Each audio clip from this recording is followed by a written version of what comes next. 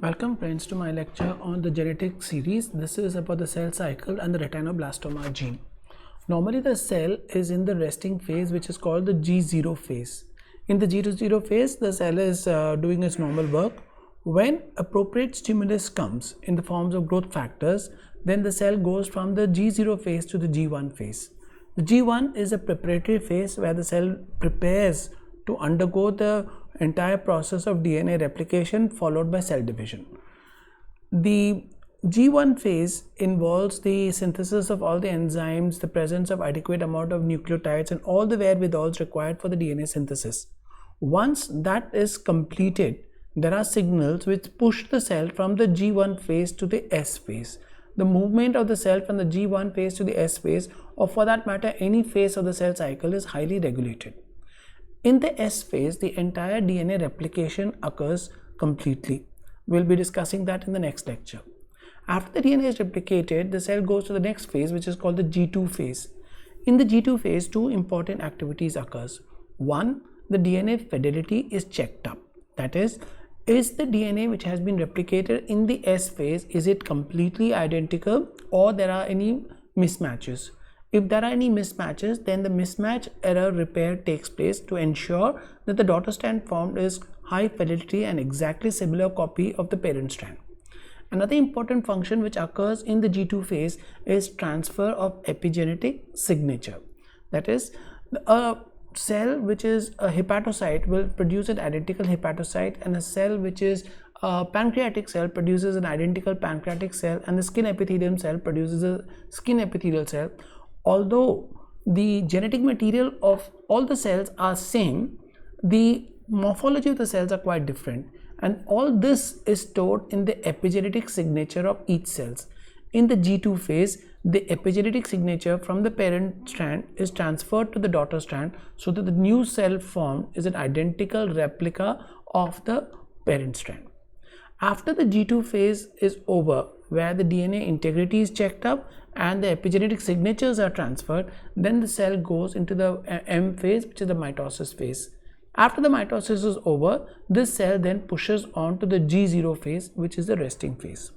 Now let's understand the molecular mechanics of the cell cycle. What we need to understand is that when the growth factors bind to the cell, via secondary messengers they send signals into the nucleus.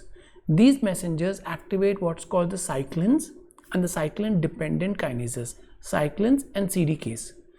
The interaction of cyclins and the cyclin dependent kinase brings about either the arrest of the cell in a particular cell phase, or the moving of the cell from one phase of the cell cycle to the other phase of the cell cycle.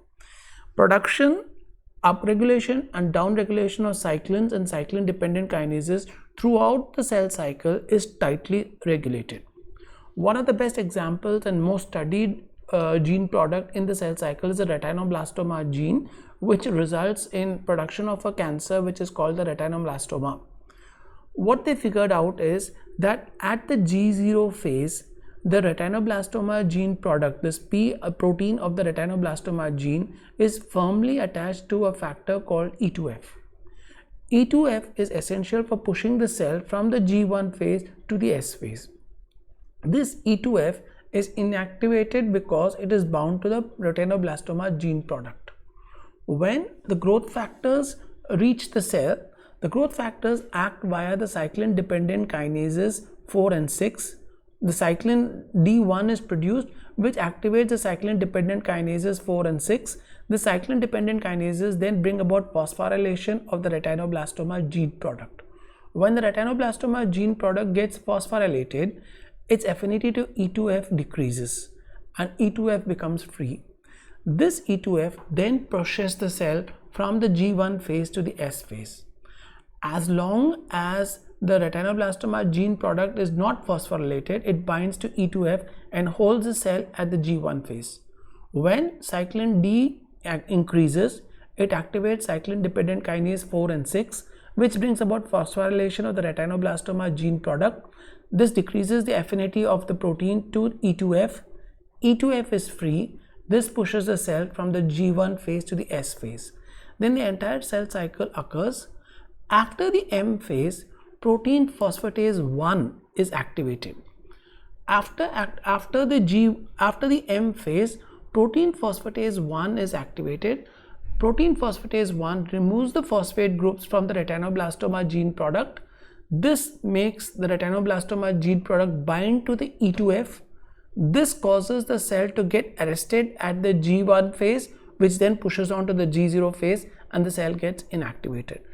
Production of protein phosphatase 1 occurs just after the M phase, and it stays persistent in the G0 phase to ensure that the cell is arrested at the G0 phase.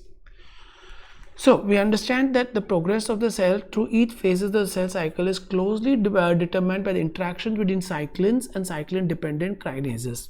Once a trigger has started the cell to enter into the cell cycle, there should be mechanisms to inactivate it, otherwise the cells will go into a vicious cycle of cancer. Here lies the basis of cancer, that either if you get excessive growth factor stimulation, or the receptors of the growth factor automatically aberrantly send signals for cell division that can produce cancers. If there is a failure to the stimulus to be turned off, then once a stimulus is there, the cell goes for a cell cycle, then it's supposed to be turned off. If the turning off mechanism doesn't occur, that also produces cancer. There's another condition called apoptosis, programmed cell death. If the cells incur some damage to the DNA, the cells will be targeted for self-destruction. If the self-destruction mechanism fails, that also pushes the cell to development of cancer. Thank you.